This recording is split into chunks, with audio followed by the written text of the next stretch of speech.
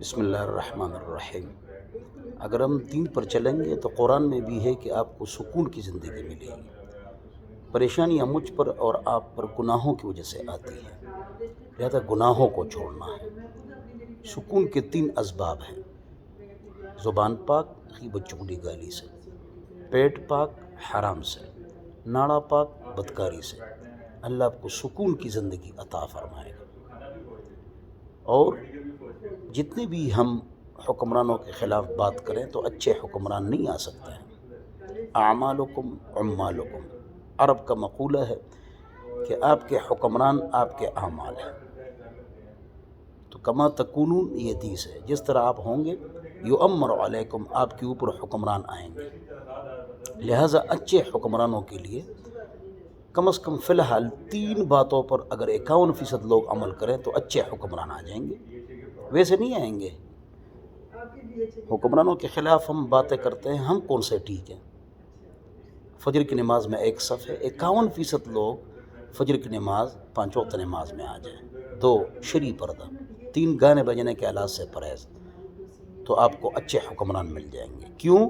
کما تکونون یؤمر علیکم۔ انفرادی اعمال نیک ہو تو اس پر ثواب ملے گا، جنت میں ہم جائیں گے انشاءاللہ، لیکن اجتماعی مدد اجتماعی اعمال سے، اکثریت کے اعمال سے آئے گی۔ اس کے لیے جو یہ ضروری ہے کہ ہم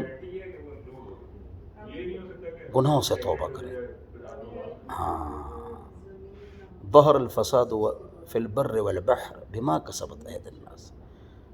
خشکی تری میں فساد کس کی وجہ سے ہے؟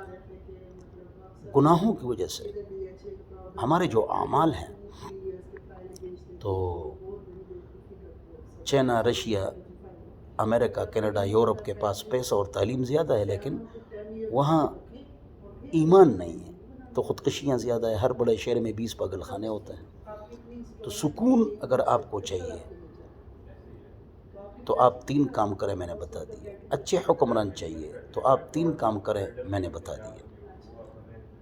تو اور اپنے لیے ٹائم ٹیبل بھی بنائیں۔ ہمارا اسکول، کالج، یونیورسٹی، دفتر، دکان کا ٹائم ٹیبل ہے، لیکن اخروی قبر کا ٹائم ٹیبل نہیں۔ ہم مر جائیں گے، ہمارے بچے ڈرامے فلمیں دیکھیں گے، قبر میں ہم کو کیا کام آئے گا؟ ان کے لیے ہم حلال حرام کی تمیز نہیں کرتے۔ تو